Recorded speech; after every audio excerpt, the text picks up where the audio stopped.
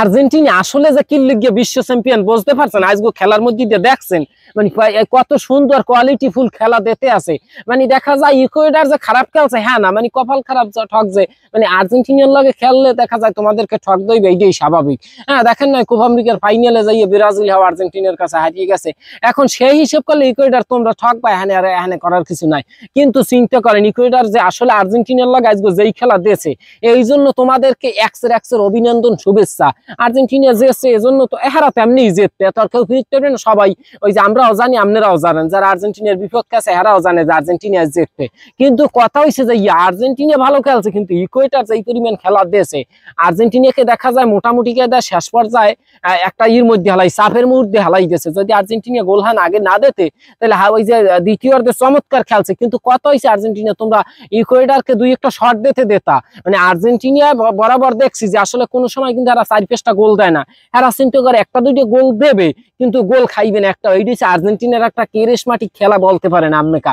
হ্যাঁ এখন আপনারা বলতে পারেন যে এটা আবার কেমনে কেরেশমা, ভাই চিন্তা করেন আর্জেন্টিনার ডিফেন্স লাইন এত স্ট্রং যে রাহে যে ওদিক দিয়ে তুমি বল লইয়ে যত যাও তুমি আর্জেন্টিনার গোলবারের দিকে কোনো বল ছুটিয়ে মারতে পারবে না। আজকে দেখেন নাই আপনি ইকুয়েডর একটা টার্গেট অন শট করতে পারে নাই, মানে ওই যে শটটা সরাসরি গোলবারে গোলকিপার ফিরেইবে এই রকমের একটা গোল ইকুয়েডর করতে পারে নাই। কিন্তু ইকুয়েডর কি খারাপ খেলছে? না, ভালো খেলছে। এই লিগে আর্জেন্টিনার যে আসলে স্ট্রং ওই যে ব্যারিকেডটা দেয়, ওই ব্যারিকেড ভাঙ্গার মতো কোনো ওই যে প্লেয়ার বা কোনো দল দেখা যায় ওইখানে যাইয়ে সবাই কাইতেই পারে, এদিক দিয়ে কাড়াই কড়াই যায়, ওখানে যাইয়ে আসতে ডিফেন্স আর ভেদ করতে পারে না, আসতে খুলাই করে। আর আর্জেন্টিনার এই ক্রেশমাটার লেগেই দেখা যায় বিশ্বকাপ যেছে, কোপা আমেরিকা যেছে, এবছর কি হরে এবছর মনে হয় কোপা আমেরিকা জিততে যাইবে। যাই হোক এই ক্রেশমা খেলা আপনারা যারা যারা আসলে পছন্দ করেন আর কেডা কোন দল সাপোর্ট করেন একটু কমেন্ট করিয়েন। আর কোপা আমেরিকা অবশ্যই আপনার প্রিয় দল কোনটা সেটাও একটু লিখে যাইয়েন। কথা হয়েছে যে আজকে আর্জেন্টিনা যেই খেলা দিয়েছে চমৎকার খেলা দেশে।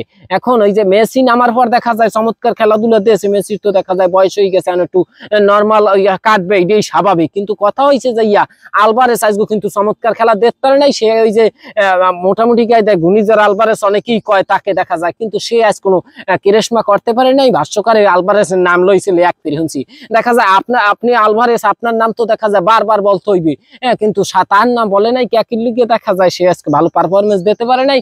পারবে কেমনে? ওই যে আর্জেন্টিনা খেলি হইলে ডিফেন্স, আর ওই উপরে যারা খেলে খারাই থাকে দেখা যায়।